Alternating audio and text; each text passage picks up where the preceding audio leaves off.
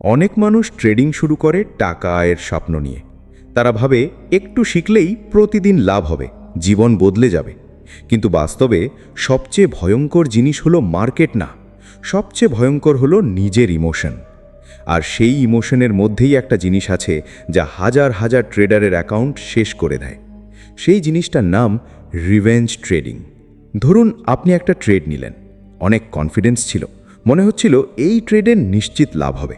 কিন্তু হঠাৎ মার্কেট উল্টো দিকে চলে গেল, কয়েক মিনিটের মধ্যেই বড় একটা লস হয়ে গেল। তখন আপনার মাথার ভিতর একটা আগুন জ্বলে ওঠে, মনে হয় না, এই লস আমি এক্ষুনি রিকভার করব। তখন আপনি আর মার্কেটকে পরিষ্কারভাবে দেখেন না, আপনি শুধু নিজের হারানো টাকা ফেরত আনার জন্য পাগলের মতো ট্রেড নিতে শুরু করেন। এটাই রিভেঞ্জ ট্রেডিং। এই রিভেঞ্জ ট্রেডিং শুরু হয় রাগ থেকে, হতাশা থেকে, ইগো থেকে। আপনি তখন ট্রেড করছেন না, আপনি তখন নিজের ইমোশনের দাস হয়ে গেছেন। একটা লস হওয়ার পর আপনি ভাবেন পরের ট্রেডেই সব টাকা উঠে আসবে। তারপর আরেকটা ট্রেড নেন, সেটাও লস হয়।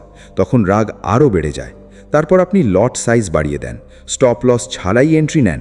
মাথার ভিতর তখন শুধু একটাই কথা ঘুরতে থাকে, আজ টাকা তুলেই ছাড়ব। এভাবেই একজন মানুষ ধীরে ধীরে নিজের অ্যাকাউন্ট ধ্বংস করে ফেলে। সবচেয়ে ভয়ঙ্কর ব্যাপার হলো, রিভেঞ্জ ট্রেডিং শুধু টাকা নষ্ট করে না, এটা মানুষের মানসিক অবস্থাও শেষ করে দেয়। একটা সময় পরে ট্রেডার রাতে ঠিকমতো ঘুমাতে পারে না, সারাক্ষণ চার্ট মাথায় ঘুরতে থাকে। লসের কথা মনে পড়ে, নিজের ওপর রাগ হয়, মনে হয় সে ব্যর্থ।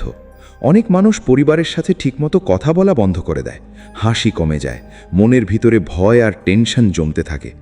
অনেক ট্রেডার আছে যারা একটা দিনের রিভেঞ্জ ট্রেডিংয়ের কারণে কয়েক মাসের প্রফিট হারিয়েছে। কেউ কেউ নিজের সেভিংস শেষ করেছে, কেউ লোন নিয়েছে, কেউ পরিবারের কাছেও মিথ্যা বলেছে। কারণ রিভেঞ্জ ট্রেডিং মানুষকে ধীরে ধীরে বাস্তবতা থেকে দূরে নিয়ে যায়। মার্কেটে একটা সত্যি কথা আছে, মার্কেট কখনো আপনার ইমোশন বুঝবে না।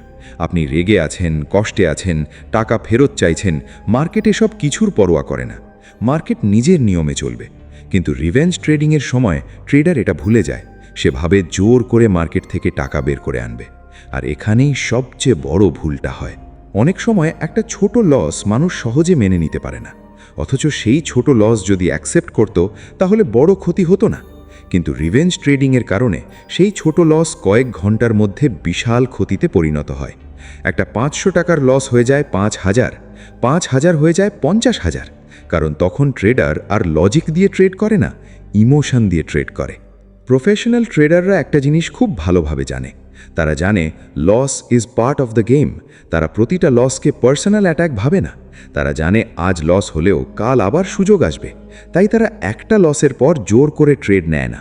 তারা পজ নেয়, মাথা ঠান্ডা করে, অনেক সময় পুরো দিনের জন্য ট্রেডিং বন্ধ করে দেয়।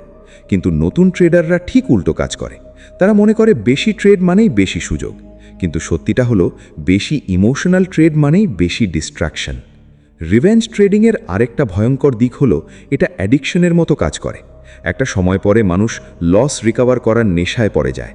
তখন সে নিজের রুলস ফলো করে না, ট্রেডিং জার্নাল রাখে না, রিস্ক ম্যানেজমেন্ট ভুলে যায়, শুধু ব্লাইন্ড এন্ট্রি নিতে থাকে। আর প্রতিটা ভুল ডিসিশন তার কনফিডেন্স আরও কমিয়ে দেয়। সবচেয়ে কষ্টের ব্যাপার হলো, অনেক মানুষ বুঝতেই পারে না যে সে রিভেঞ্জ ট্রেডিং করছে। সে ভাবে সে স্মার্ট মুভ নিচ্ছে, কিন্তু বাস্তবে সে নিজের ইমোশনস কন্ট্রোল করতে পারছে না। আপনি যদি সত্যি লং টার্ম ট্রেডার হতে চান, তাহলে প্রথমে নিজের মাইন্ড কন্ট্রোল করতে শিখতে হবে। কারণ ট্রেডিংয়ে সবচেয়ে বড় যুদ্ধ মার্কেটের সাথে না, নিজের ভিতরের ইমোশনসের সাথে। একটা লস অ্যাকসেপ্ট করা দুর্বলতা নয়, বরং সেটাই ম্যাচিওরিটি। মনে রাখবেন, একটা লস আপনার জীবন শেষ করে দেয় না, কিন্তু সেই লস রিকভার করার পাগলামি আপনার অ্যাকাউন্ট, কনফিডেন্স, মেন্টাল পিস সব কিছু শেষ করে দিতে পারে। মার্কেটে সার্ভাইভ করতে চাইলে প্রতিটা লসের পর নিজেকে একটা প্রশ্ন করুন, আমি কি প্ল্যান অনুযায়ী ট্রেড নিচ্ছি, নাকি শুধু হারানো টাকা ফেরত আনার জন্য ট্রেড নিচ্ছি? যদি দ্বিতীয় উত্তরটা আসে, তাহলে সঙ্গে সঙ্গে ট্রেডিং বন্ধ করুন। কারণ রিভেঞ্জ ট্রেডিং কখনো একজন মানুষকে ধনী বানায় না, এটা শুধু ধীরে ধীরে একজন মানুষকে ভিতর থেকে ভেঙে দেয়।